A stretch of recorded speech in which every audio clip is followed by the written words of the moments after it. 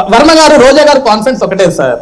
ఏమైందంటే 6 నెలలు కూటమి ప్రభుత్వం వచ్చిన తర్వాత ద్వారంపూడి చంద్రశేఖర్ రెడ్డి గారి గురించి, బియ్యం గురించి, ఈ అక్రమ రవాణా గురించి దీని గురించి ద్వారంపూడి చంద్రశేఖర్ రెడ్డి ఒక న్యూస్ అయ్యాడు. జోగి రమేష్ ఒక న్యూస్ అయ్యాడు. అతను ల్యాండ్ కబ్జా చేయటం కానీ వాళ్ళ కొడుకు కబ్జా చేయటం కానీ వీళ్ళందరూ అతను ఒక న్యూస్ అయ్యాడు. ఈ రోజు పేర్ని నాని గారు కొన్ని రోజులు అజ్ఞాతంలోకి వెళ్ళిపోయాడు, ఆయన ఒక న్యూస్ అయిపోయాడు. అసలు కొడాలని కంటికి కనిపించకుండా పోయాడు, ఆయన ఒక న్యూస్ అయ్యాడు. వల్లభనేని వంశీ కంటికి కనిపించకుండా పోయాడు, ఆయన ఒక న్యూస్ అయ్యాడు. ఈ రోజు ఆంధ్రప్రదేశ్ రాష్ట్రంలో వైఎస్ఆర్సీపీలో ఆ రోజు గొంతెత్తిన నాయకులు న్యూస్ లో ఉన్నారు, ఒక రోజా గారు తప్ప.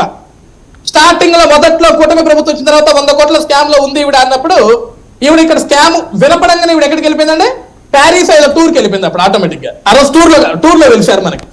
కానీ ఈ రోజు బయటకు వచ్చిన తర్వాత ఏమైతుందంటే వర్మ గారు, రోజా అనే పేరు రాష్ట్రంలో ప్రజలు మర్చిపోతే చాలా కష్టం. అది అవినీతి అయినా తప్పైనా ఇంకేమైనా సరే నేను గొంతెత్తుతా, బయటకు వస్తా, పవన్ కళ్యాణ్ గారిని చంద్రబాబు నాయుడు గారి మీద విరుచుకు పడతా, వీళ్ళందరూ నా గురించి మాట్లాడారు. ఈ రోజు ఏమవుతుంది తెలుసా,